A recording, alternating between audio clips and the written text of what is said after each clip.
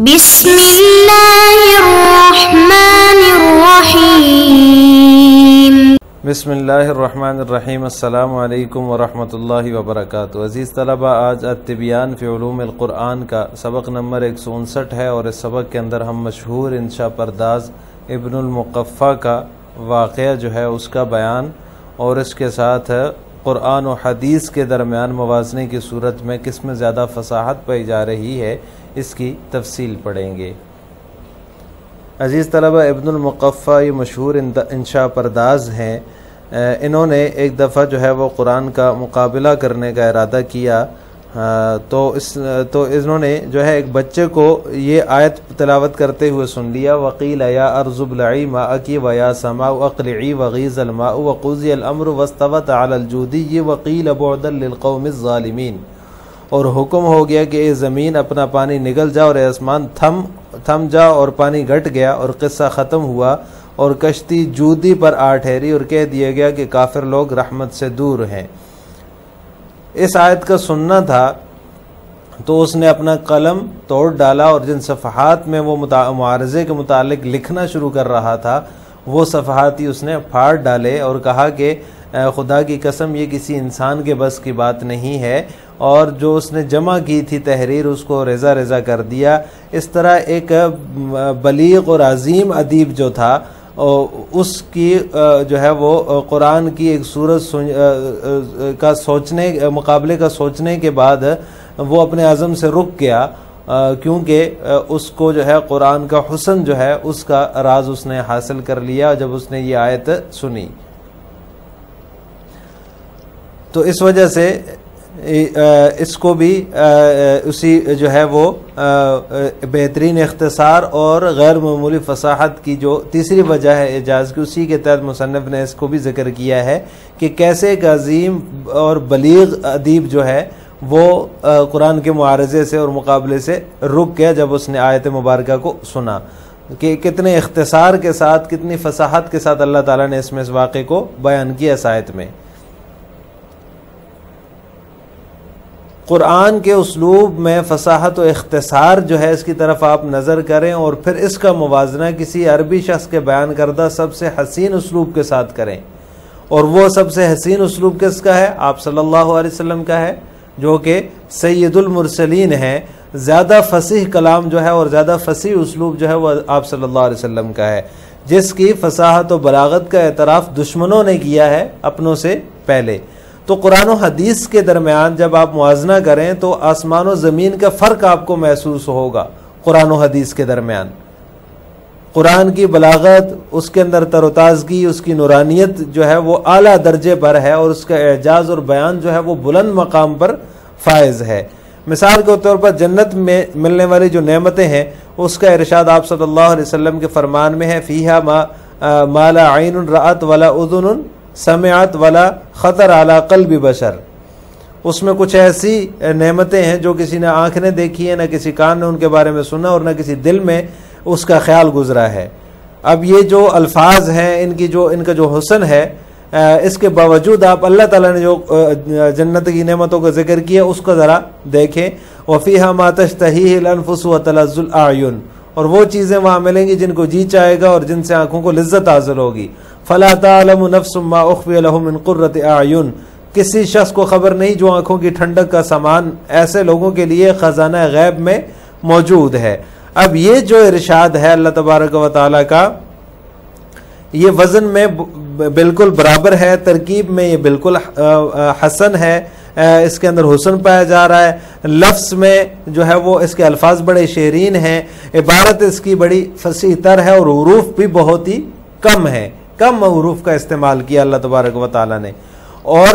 جو آپ صلی اللہ علیہ وسلم کے فرامین ہیں اور ان کے اندر جو ہے وہ الفاظ تھوڑے سے زیادہ ہیں، اگرچہ وہ فصیح ترین کلام ہے، سب سے کلام بشر میں سب سے فصیح ترین کلام ہے۔ اسی طرح آپ صلی اللہ علیہ وسلم کا ارشاد ہے، کلکم راع وکلکم مسئول عن رعیتہ، الرجل راع فی بیتہ مسئول عن رعیتہ۔ اللہ تعالیٰ نے اس کو جو ہے وہ بیان کیا، فوربک لنسألنہم اجمعین عما کانوا یعملون۔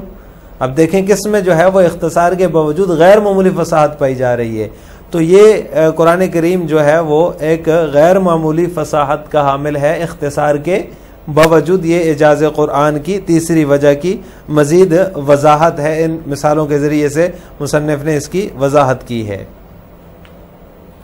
وَيُرْوَى أَنَّ ابْنَ الْمُقَفَّعِ الْكَاتِبُ الْبَلِيغُ الْمَشْهُورُ حَاوَلَ أَنْ يُعَارِضَ الْقُرْآنَ ذَاتَ مَرَّةٍ فَسَمِعَ صَبِيًّا يَقْرَأُ قَوْلَهُ تَعَالَى وَقِيلَ يَا أَرْضُ ابْلَعِي مَاءَكِ وَيَا سَمَاءُ أَقْلِعِي وَغِيضَ الْمَاءُ وَقُضِيَ الْأَمْرُ وَاسْتَوَتْ عَلَى الْجُودِيِّ وَقِيلَ بُعْدًا لِلْقَوْمِ الظَّالِمِينَ فَكَسَّرَ الْأَقْلَامَ وَمَزَّقَ الصُّحُفَ التي كان قد بدأ بها في المعارضة وقال هذا والله مما لا يستطيع البشر أن يأتوا بمثله فمزق ما جمع واستحيا على نفسه من إظهاره وهكذا رجع الأديب الكبير البليغ عن عزمه بعد أن حدثته نفسه بمعارضة بعض سوره لأنه شعر بروعة القرآن۔ منقول ہے کہ ابن مکفع جو کہ مشہور انشاء پرداز ہیں، اس نے ایک مرتبہ قرآن کا مقابلہ کرنے کا ارادہ کیا تو ایک بچے کو اللہ تعالیٰ کا یہ ارشاد پڑھتے ہوئے سنا وقیل یا ارض ابلعی ماء کی ویا سما وقری وغیض الماء وقضی الامر واستوت علی الجودی۔ اس آیت کا سننا تھا کہ اس نے قلم توڑ ڈالا اور جن صفحات میں معارضے کے متعلق وہ لکھ رہا تھا، لکھنا اس نے شروع کیا تھا، وہ پھاڑ ڈالے اور کہا کہ خدا کی قسم انسان کے بس کی بات نہیں ہے کہ وہ اس کی مثل لائے، اور جمع کردہ تحریر کو اس نے ریزہ ریزہ کر دیا اور اپنے ہی اور اس کا اظہار کرتے ہوئے اپنے آپ سے شرم محسوس کرنے لگا۔ اس طرح ایک بلیغ اور عظیم ادیب جو ہے وہ اپنے قرآن کی ایک صورت کے مقابلے کا سوچنے کے بعد اپنے عزم سے جو ہے وہ اپنے عزم سے رک گیا، کیونکہ اس نے قرآن کے حسن کے راز کو پا لیا تھا۔ ثم انظر الى الجزالة والإيجاز في أسلوب القرآن وقارنها بأروع أسلوب نطق به عربي وهو أسلوب أفصح من نطق بالذات سيد المرسلين محمد بن عبد الله الذي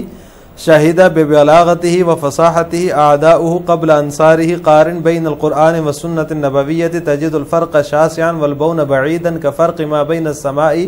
والأرض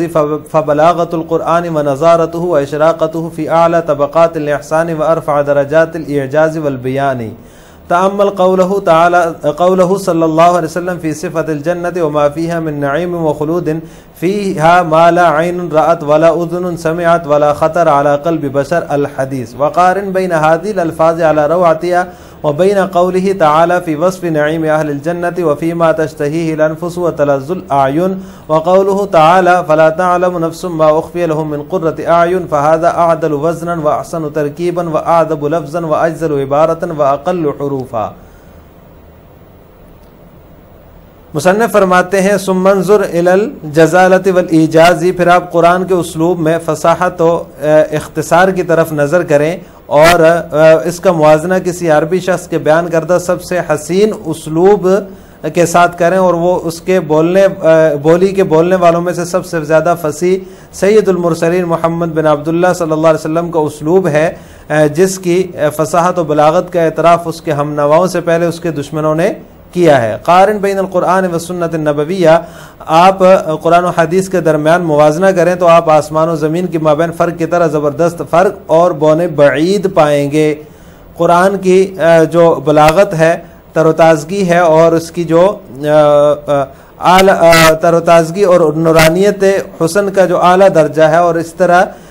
ایجاز اور بیان کے بلند مقام پر وہ فائز ہے۔ آپ جنت کی صفات، جنت اور اس میں پائی جانے والی جو نعمتیں ہیں اور ان کی ہمیشگی کے وصف کے ساتھ متعلق آپ صلی اللہ علیہ وسلم کے اس ارشاد میں غور کریں، فیہا ما لا عین رأت، اس میں وہ کچھ ہے جو نہ کسی آنکھ نے دیکھا اور نہ کسی کان نے سنا اور نہ کسی کے دل میں اس کا خیال گزرا۔ آپ ان الفاظ کے جو حسن اور رہنائی کے باوجود ان کے اور اہل جنت کی نعمتوں کے بیان میں اللہ تعالیٰ کا جو ارشاد ہے ان فرامین کے درمیان تقابل کریں یا موازنہ کریں۔ وفیہا ما تشتہی الانفس، اور وہاں وہ چیزیں ملیں گی جن کو جی چاہے گا اور جن سے آنکھوں کو لذت حاصل ہوگی۔ اور اسی طرح فرمان الہی ہے فلا تعلم نفس ما اخفی لهم من قرۃ اعین، سو کسی شخص کو خبر نہیں جو آنکھوں کی ٹھنڈک کا سامان ایسے لوگوں کے لیے خزانہ غیب میں موجود ہے۔ یہ ارشاد یہ وزن میں زیادہ ٹھیک ہے اور ترکیب میں جو ہے وہ حسین ترین ہے، لفظ میں زیادہ شعری ہے اور عبارت میں فصیح تر اور حروف میں انتہائی کم ہے۔ آپ موازنہ کریں،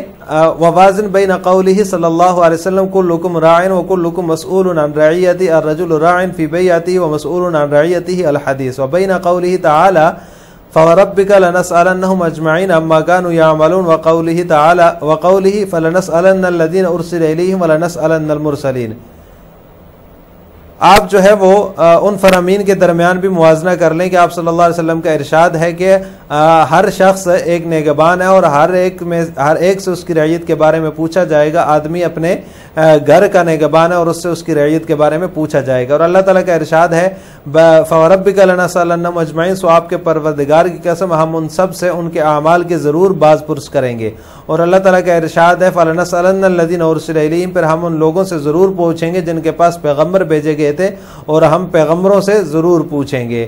وَكَذَلِكَ قَارِنْ بَيْنَ سَائِرِ أَقْوَالِهِ وَبَيْنَ الْقُرْآنِ الْكَرِيمِ تَجِدُ أَنَّ كَلَامَ الرَّسُولِ عَلَى بَلَاغَتِهِ لَا يَخْرُجُ عَنْ كَوْنِهِ كَلَامُ بَشَرٍ فِي الذِّرْوَةِ الْعُلْيَا مِنَ الْكَلَامِ أَمَّا كَلَامُ اللَّهِ تَعَالَى فَلَا يَشْبَهُ كَلَامٌ لأنه كلام خالق البشر انظر إليه وهو يتحدث في جزء آية من آياته المجيدة عن أحوال الأمم السابقين ومآل الجاحدين المكذبين وما حل بهم من كوارث ونكبات نتيجة لطغيانهم وتمردهم ثم كيف انتقم الله منهم جميعا بعد أن جاوزوا الحد في الطغيان فلم ينج منهم إنسان يقول جل ثناؤه فمنهم من أرسلنا عليه حاصبا ومنهم من أخذته صيحة ومنهم من خسفنا به الأرض ومنهم من أغرقنا وما كان الله ليظلمهم ولكن كانوا أنفسهم يظلمون۔ اسی طرح آپ صلی اللہ علیہ وسلم کے تمام اقوال اور قرآن کریم کے درمیان تقابل کرتے جائیں تو آپ دیکھیں گے کہ رسول کا کلام اپنی بلاغت کے باوجود انسانیت کے بلند حیثیت کلام کے دائرے سے نہیں نکلتا، لیکن کلام اللہ کے مشابہ کوئی کلام نہیں ہو سکتا کیونکہ وہ انسان کے خالق کا کلام ہے۔ آپ اس کلام کی طرف نظر کریں، انظر الیہ، آپ اس کلام کی طرف نظر کریں کہ وہ اپنی مقدس آیات میں سے ایک آیت کے حصے میں گزشتہ اقوام کے احوال، منکرین اور مکذبین کے انجام اور ان کی ظلم و سرکشی کے نتیجے میں نازل ہونے والے جو حادثات و مصائب، پھر سرکشی میں جو ہے وہ حد سے تجاوز کرنے کے بعد ان سے جو اللہ تعالیٰ نے انتقام لیا، انتقام الہی کی جو کیفیت ہے، اور ان میں سے کسی ایک کے بھی باقی نہ رہنے کو بیان کر رہا ہے۔ اللہ تعالیٰ کا ارشاد ہے فَمِنْهُمْ مَنْ أَرْسَلْنَا، سو ان میں سے بعضوں پر تو ہم نے تیز ہوا بھیجی اور ان میں سے بعضوں کو ہولناک آواز نے دبایا اور ان میں سے بعض جو ہیں ان کو ہم نے زمین میں دھنسا دیا اور ان میں سے بعض کو ہم نے پانی میں ڈبو دیا۔ اور اللہ تعالیٰ ایسا نہ تھا کہ ان پر ظلم کرتا، لیکن انہوں نے خود اپنی جانوں پر ظلم کیا ہے یا وہ خود اپنی جانوں پر ظلم کرتے تھے۔ یقول القرطبی رحمہ اللہ نقلا عن ابن الحصار وهذه ثلاثة اوجه من النظم والاسلوب والجزالة لازمة كل سورة بل هي لازمة كل آية وبمجموع هذه الثلاثة يتميز مسموع كل آية وكل سورة عن سائر كلام البشر وبها وقع التحدي والتعجيز ومع هذا فكل سورة تنفرد بهذه الثلاثة من غير أن ينضاف إليها أمر آخر من وجوه العشرة فهذه سورة الكوثر 3 آيات قصار وهي أقصر سورة في القرآن وقد تضمنت الأخبار عن مغيبين أحدهما الإخبار عن الكوثر نهر في الجنة وعظمه وسعته وكثرة أوانيه وذلك يدل على أن المصدقين به أكثر من أتباع سائر الرسل والثاني الإخبار عن الوليد بن المغيرة وكان عند نزول الآية ذا مال وولد ثم أهلك الله سبحانه ماله وولده وانقطع نسله۔ علامہ قرطبی رحمہ اللہ تعالیٰ فرماتے ہیں ابن الحصار رحمہ اللہ سے نقل کرتے ہوئے کہ نظم و اسلوب اور فصاحت یہ تینوں وجوہات ہر صورت بلکہ ہر آیت کا لازمی حصہ ہیں، اور انہی تین کے مجموعے سے ہر آیت و صورت کا مسموع انسان کے تمام کلاموں سے ممتاز ہو جاتا ہے، اور اسی سے تحدی اور تعجیز واقع ہوتی ہے، اور اسی کے ساتھ ساتھ ہر صورت 10 وجوہات میں سے کسی اور وجہ کے ملائے بغیر ان 3 وجوہ کے ساتھ ممتاز رہتی ہے۔ یہ سورہ کوثر ہے جو 3 چھوٹی آیات پر مشتمل قرآن میں سب سے چھوٹی سورت ہے، لیکن یہ 2 غیب کی خبروں پر مشتمل ہے، ان میں سے پہلی یہ ہے کہ پہلی خبر جنتی نہر جو ہے کوثر، اس کی کشادگی، اس کی وسعت اور اس کے برتنوں کی کثرت کے بارے میں دی گئی ہے۔ وذالک یدل، اور یہ دلالت کرتی ہے اس بات پر کہ آپ صلی اللہ علیہ وسلم کے ماننے والوں کی تعداد تمام انبیاء کے پیروکاروں سے زیادہ ہوگی۔ والثانی، اور دوسری خبر ولید بن مغیرہ کی حالت کے بارے میں جو ہے وہ بیان کر دی گئی ہے، وکان عند نزول بیان کی گئی ہے، وکان عند نزول الآیت ذا مال و ولد، کہ آیت کے نزول کے وقت ولید مال و اولاد والا تھا، پھر اللہ تعالیٰ نے اس کے اموال اور اولاد کو ہلاک کر دیا اور اس کی نسل ختم ہو گئی۔ لہٰذا آج کے سبق کا خلاصہ یہ ہوا کہ ہم نے اعجاز قرآن کی تیسری وجہ کے تحت مشہور انشاء پرداز ابن المقفع کا واقعہ اور غیر معمولی فصاحت کی مزید تفصیل پڑھی ہے۔ السلام علیکم ورحمۃ اللہ وبرکاتہ۔